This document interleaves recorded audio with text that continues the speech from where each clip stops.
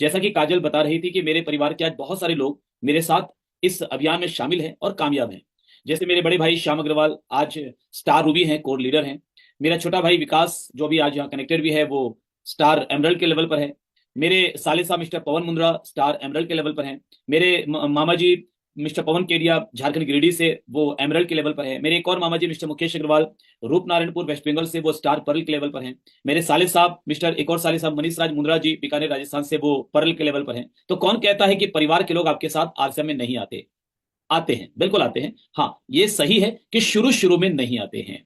वो बहुत परीक्षाएं लेते हैं आपकी, बहुत आपको परखते हैं कि आप छोड़कर भाग तो नहीं जाएंगे, आप खुद ही क्विट तो नहीं कर जाएंगे। और जब उनको ये लग जाता है कि आप तो जिद्दी हैं, अब आप रुकने वाले नहीं हैं, तो वो फिर धीरे धीरे आपके साथ आ जाते हैं। और दुनिया का ये दस्तूर है साहब, दुनिया का ये नियम है कि कामयाबी में हर इंसान अकेला होता है, और सॉरी, संघर्ष में हर इंसान अकेला होता है और कामयाबी में पूरी दुनिया आपके साथ होती है। कि जब आपकी मेहनत का दौर चल रहा होगा, जब आपकी मुश्किलों का दौर चल रहा होगा, तो आपके पास कोई नहीं होगा। इवन कई बार तो ऐसा होता है कि आपके परिवार के साथ भी आप अपना दुख दर्द बयान नहीं कर सकते। मुझे याद है कि जब मैंने आरसीएम की शुरुआत की थी, उस समय मैं आलू प्याज और मसाले का होलसेल का व्यापार करता था। साथ में मैं एलआईसी का एजेंट था, सारा इंडिया का एजेंट था, श्रीराम ग्रुप ऑफ कंपनीज में काम करता था, आरटीओ का काम करता था, म्यूचुअल फंड्स का काम करता था, पोस्ट ऑफिस का काम करता था। लगभग 12 से 13 काम मैं एक साथ करता था, क्योंकि मेरा बचपन बहुत गरीबी में गुजरा है। मैंने वो दिन देखा है, हमारे परिवार ने वो दिन देखा है कि जब 2 वक्त का भोजन लाने के लिए भी हमारे पास पैसे नहीं हुआ करते थे। तो वो जिंदगी जब हमने जी है, वो तड़प, वो तकलीफ जब हमने सही है, तो बचपन से ही एक आग मन में पैदा हुई थी कि ये गरीबी की जिंदगी, ये गुलामी की जिंदगी, ये जिल्लत की जिंदगी हमें जीनी नहीं है। मैंने अपने परिवार को पैसों की वजह से खून के आंसू रोते हुए देखा है। मैंने लोगों के सामने शर्मिंदा होते हुए अपने परिवार को कई बार देखा है, और मेरे मन में एक आग पैदा हो गई थी बचपन से ही कि मैं अपने परिवार को ऐसी जिंदगी जीने नहीं दूंगा।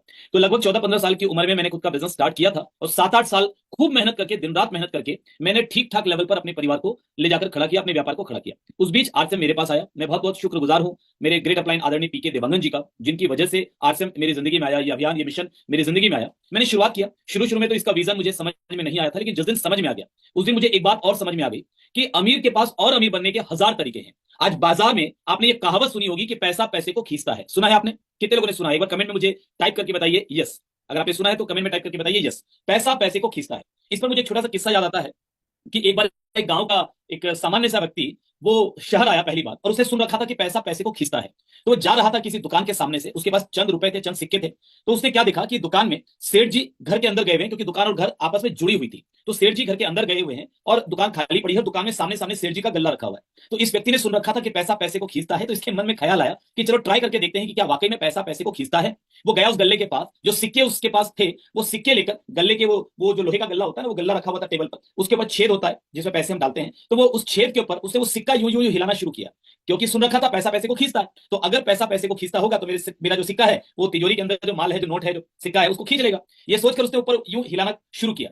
अभी कुछ देर ही हुआ था कि अचानक उसका हाथ फिसला, और उसका जो सिक्का था वो तिजोरी के उस छेद से होते हुए तिजोरी के अंदर चला गया। अब तिजोरी तो लॉक थी। वो परेशान हो गया कि भैया मेरा जो पैसा, चंद सिक्का मेरे पास अभी चला गया, मुझे तो लग रहा था कि और पैसा आएगा, लेकिन ये तो मेरा ही चला गया। तो बड़ा परेशान हो गया। उसने तिजोरी को चारों तरफ से देखना शुरू किया, कहीं से तो खोलने का कोई रास्ता होगा, लेकिन सब तरफ से लॉक था। अचानक इतने में सेठ जी आ गए। उन्होंने देखा कि एक अनजान आदमी उनकी तिजोरी को चारों तरफ से घूम घूम के देख रहा है। तो सेठ जी ने डांटते हुए कहा, ये क्या कर रहे हो?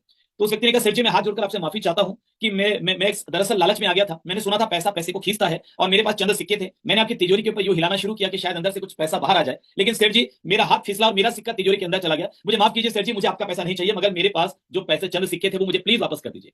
सेठ जी ने कहा, देखो भाई, तुम्हारा सिक्का तिजोरी के अंदर गया, अब वो वापस नहीं आएगा, क्योंकि ये सेठ की तिजोरी है, यहां अंदर जाता है, वो वापस बाहर नहीं आता, तो बाहर तो नहीं आएगा। हाँ, मैं तुम्हारा जो ज्ञान है उसको सही कर देता हूं कि तुमने सुन रखा था पैसा पैसे को खींचता है, मगर तुमने जो सुना था वो अधूरा सुना था। दरअसल जो ज्यादा पैसा है वो कम पैसे को खींचता है।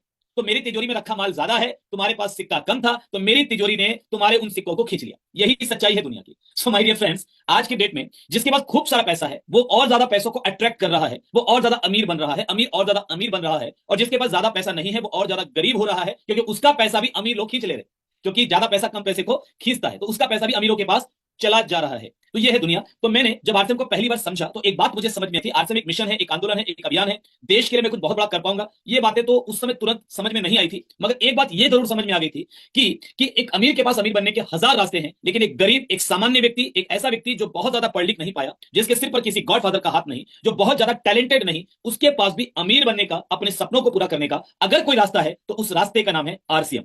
जब ये बात समझ